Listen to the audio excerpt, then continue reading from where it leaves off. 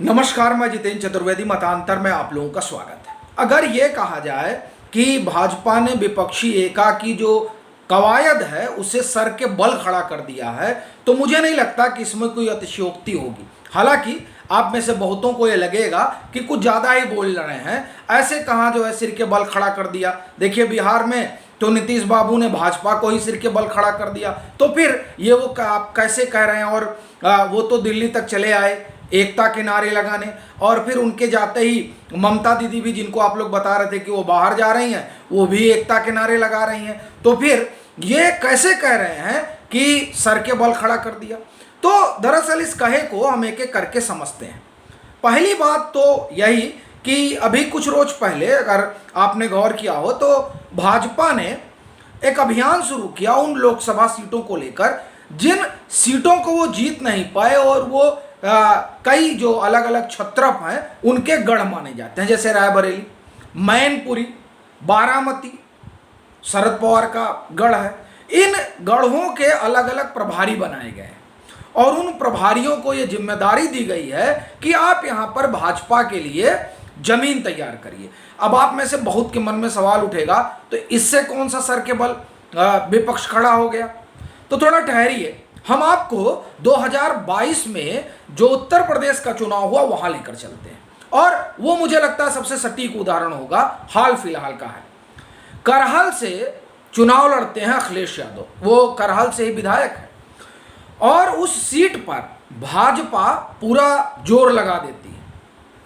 भाजपा के पास कई चेहरे हैं, सब लोग अपना प्रसार कर रहे थे, लेकिन समाजवादी पार्टी के पास एक ही चेहरा, अखिलेश यादव। अब अखिलेश यादव प्रदेश भर में टहले कि करहल बचाएं, चूंकि करहल ज्यादा जरूरी था। अगर करहल ही हार जाते तब तो सीट आप कितनी भी जीत ले, नैतिक रूप से तो आप खत्म हो गए। तो ऐसी परिस्थिति में पूरा जोर वहां लगाया गया, और मुलायम सिंह यादव को करहल में उतरना पड़ा, और उनको कहना पड़ा, अपील करनी पड़ी।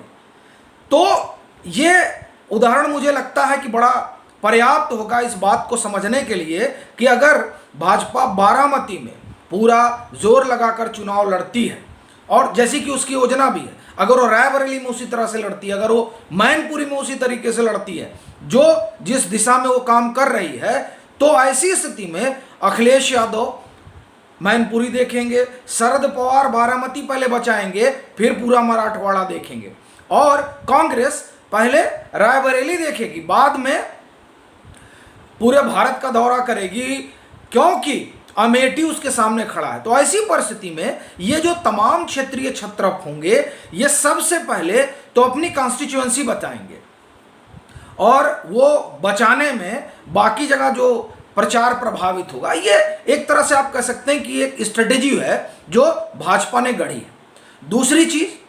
दूसरी जो भाजपा की अपनी पिच है।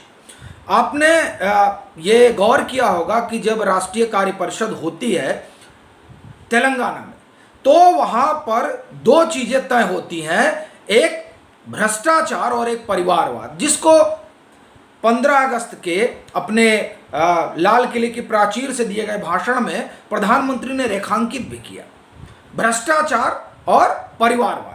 अब अगर आप पूरे इस जो विपक्षी एका का ताना बाना बुना जा रहा है उस पर आप गौर करिए थोड़ा। नीतीश जी निकल तो चले हैं, लेकिन क्या जब भ्रष्टाचार के आरोपियों के साथ खड़े होने का आरोप इनके ऊपर लगेगा, और आरोप क्या लगेगा, तो खड़े हैं, तब ये कैसे अपनी उस सफेद कमीज को बचाएंगे जिसे उन्होंने, कोई दो राय नहीं कि काजल की कोठरी में रह के बचाया है, लेकिन अब वो किसके लिए उस कमीज को काला कर रहे हैं, ये सवाल खड़ा होगा। और वैसे भी आप देखिए कि जब प्रधानमंत्री केरल जाते हैं INS विक्रांत को देश को समर्पित करने के लिए, तो वहां वो ये बात कहते हैं कि अब एक अलग तरह का पोलराइजेशन हो रहा है, और सारे जो करप्ट हैं वो इकट्ठा हो रहे हैं, ऐसा प्रधानमंत्री ने कहा वहां से। अब अभी ये तब वो कह रहे हैं, या मैं इस तरह से कहूं कि अभी भाजपा इसे तब मुद्दा बना रही है जब चुनाव अभी आसन्न नहीं है, और जब चुनाव शुरू हो जाएगा तो लालू प्रसाद यादव का चारा, कांग्रेस का नेशनल हेराल्ड से लेकर और तमाम जो उसके कालखंड में घोटाले हुए वो याद दिलाए जाएंगे। अखिलेश यादव और मुलायम सिंह यादव के दौर में वो राम मंदिर आंदोलन पर जिस तरह से बरसे वो याद दिलाया जाएगा, और उनकी वो सीबीआई इंक्वायरी जो विश्वनाथ चतुर्वेदी जो वकील हैं वो पूरा उस करप्शन के मामले को लेकर चल रहे हैं, वो मसला बनकर उभरेगा। ये तमाम चीज़ें जब सामने आएंगी तो आम जनमानस में जो बात उठेगी वो ये कि एक ईमानदार के पीछे ये सारे करप्ट इकट्ठा हो गए हैं। क्यों? क्योंकि उन्होंने ये नारा दिया, न खाऊंगा न खाने दूंगा, और जो लोग छुपा कर रखे हैं उनके घर से ईडी और सीबीआई भेजकर निकाल लूंगा। तो अब वो ईडी और सीबीआई भेजकर निकाल रहे हैं तो ये लोग परेशान हैं। और ये जो बात है ये जाहिर तौर पर उस विपक्षी एका को औंधे मुंह गिरा देगी, चूंकि इसका एक उदाहरण तो 2017 में नजर आता है जब नोटबंदी होती है और पूरा विपक्ष कॉन्स्टिट्यूशन क्लब में इकट्ठा होता है ये कहने के लिए कि साहब अब तो ये लोग गए, और उसी समय उत्तर प्रदेश में चुनाव होता है। 325 सीट लेकर आती है भाजपा उस उत्तर प्रदेश में नोटबंदी के बाद, और 2019 के आम चुनाव में नोटबंदी को फिर एक मसला बनाया जाता है और वहां भाजपा 303 सीट लेकर आती है। ये मैं आपको इसलिए बता रहा हूं क्योंकि ये जो भ्रष्टाचार वाला मसला है ये असल में बड़ा मुद्दा है, और साथ ही साथ परिवारवाद। ये दो मुद्दे उस वोटर को अपील करते हैं जो इस समय नरेंद्र मोदी के पक्ष में लामबंद है। इसलिए ये दो चीजें स्पष्ट तौर पर उन लोगों के लिए डायसी साबित होने वाली हैं जो वंशवाद और भ्रष्टाचार में आकंठ डूबे हुए हों, फिर वो चाहे गांधी परिवार हो और फिर चाहे वो समाजवादी परिवार हो, जिस परिवार की दुहाई तेजस्वी यादव उस दिन दे रहे थे जब यह नया नया गठबंधन बना था। और तब इसी मंच से हम लोगों ने सवाल उठाया था कि क्या ये जो समाजवाद है, इस समाजवाद में जिस समाजवाद की वो बात कर रहे हैं उसमें उस भ्रष्टाचार पर भी बात होगी, और जिस समाजवाद की बात कर रहे हैं क्या वाकई में उसने बिहार में समता मूलक समाज बनाया था, या जिस समाजवाद की बात समाजवादी पार्टी उत्तर प्रदेश में करती है क्या उसने समता मूलक समाज बनाया था, या फिर जनता दल सेकुलर हो या कांग्रेस हो। सवाल यह है कि इनका समाजवाद सिर्फ परिवार के पालने पोसने तक ही सीमित रहता है क्या, ये सवाल उठेगा। और जब ये सवाल उठेगा तो जाहिर तौर पर ये लोग हाशिए पर धकेले जाएंगे। आज क्या आप देखिए किस तरह की अकुलाहट है।